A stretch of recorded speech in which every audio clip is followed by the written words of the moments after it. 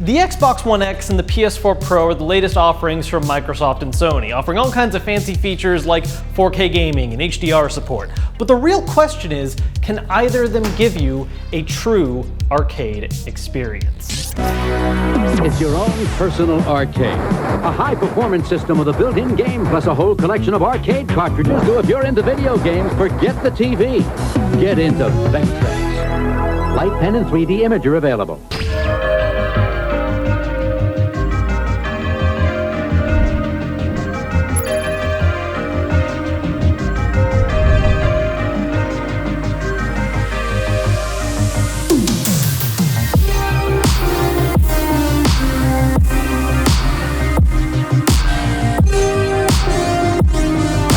Now, the PS4 Pro and the Xbox One X are impressive at all with their 4K. I mean, what is 4K really? It's basically just that it displays somewhere around 8 million pixels. Cool.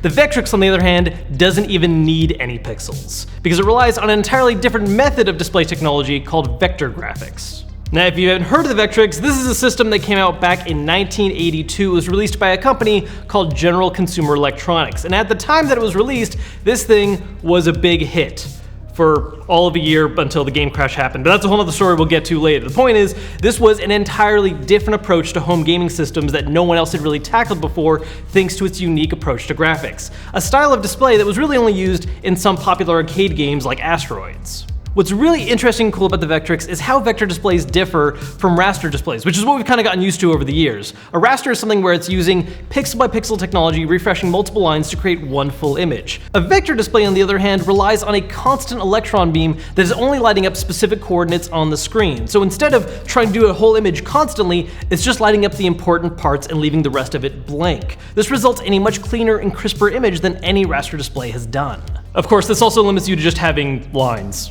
Now, at this point, you might be thinking to yourself, Kevin, this comparison is really stupid. Clearly, you just want an excuse to rant about some retro machine I've never heard of.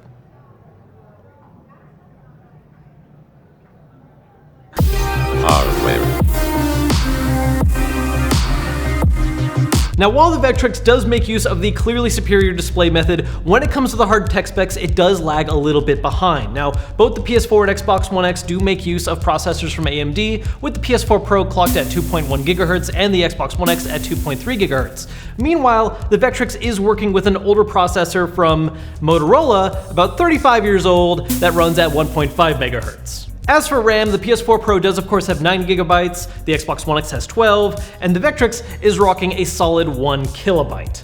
Now, of course though, the most important aspect of system is what its graphics card is capable of, and lately the main way people have kept track of this is through teraflops. So the PS4 Pro is capable of 4.2 teraflops, Xbox One X, 6 teraflops, very impressive. The Vectrex, on the other hand, does not apply because it doesn't have a graphics card at all, because once again, superior display technology does not need one.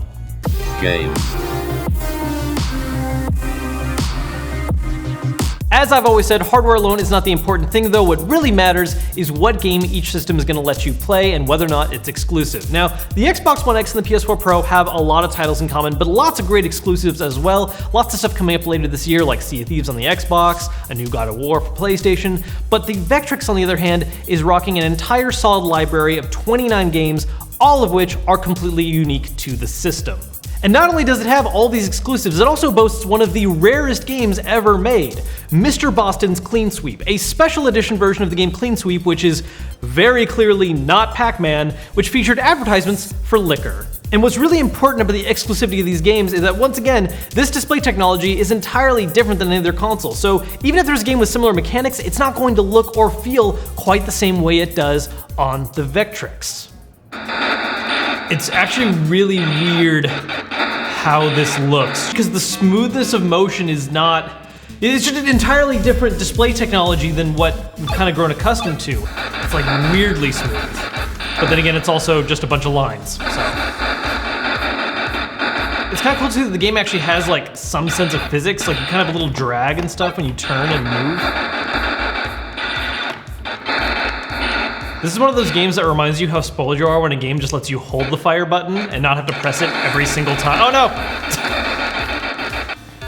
And then, what does escape do? Okay, so I thrust. And, oh, it's like a teleport. Oh god. What do we have? Let's try armor attack. That's more colorful. Let's plug it in there. Well, go on. I love how you can tell, by the way, that this is an old system because the power button is also the sound. So you turn it and then you keep turning it to make it louder. I think one of the really coolest things about how they approached making the system, though, was how they differentiated the games. It wasn't just a matter of getting a cart that plays something different, but how each of them came with these little slips that actually changed the whole interface of the Vectrex itself, and also doubled as like a little instruction manual. It's just a really neat idea. It really does turn it almost into like just a little tiny arcade cabinet.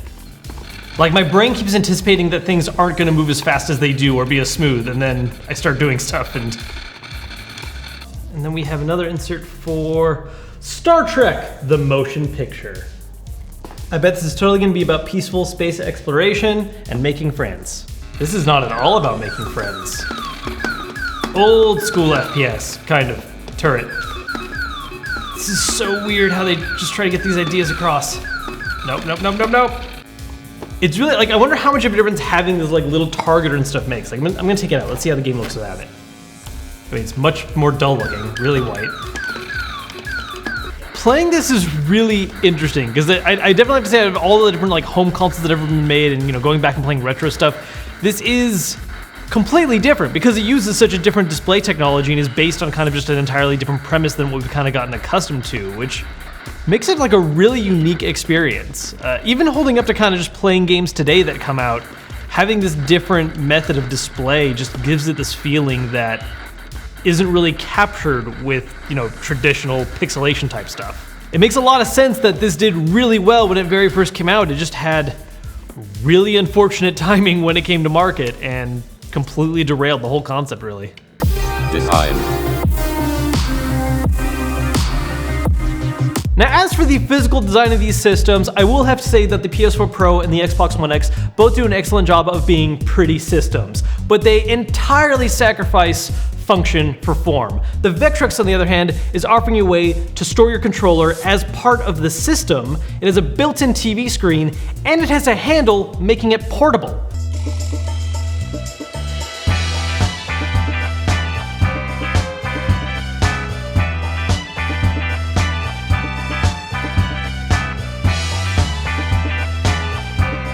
Does your Xbox One X have a handle?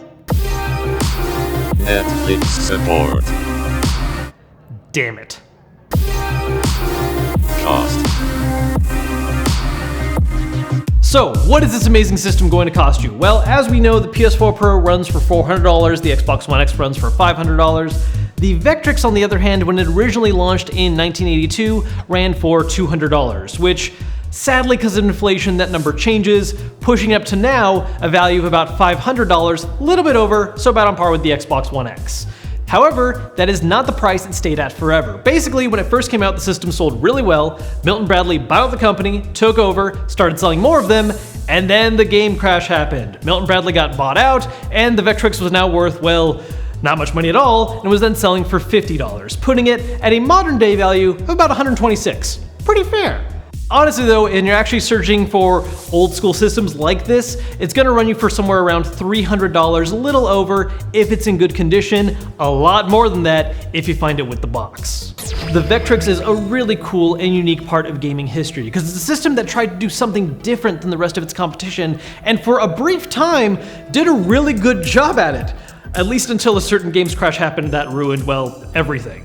While vector displays may have been doomed from the start thanks to the fact that raster displays would eventually do things like sprites and polygons and all kinds of fancier looking stuff, it still offered a unique experience unlike anything else of its competition. It's the only system to offer this kind of interface that was a home system with an incorporated screen. And I think that's so important to recognize because I think for a little while now the industry got so focused on just the competition for higher resolutions, higher frame rates, all that kind of stuff. And lately, we're kind of seeing a bit of a shift again where Nintendo did something different and it resonated with people. And I think that's what really shows kind of the spirit of what gamers want. Cool, innovative, fun things that are different.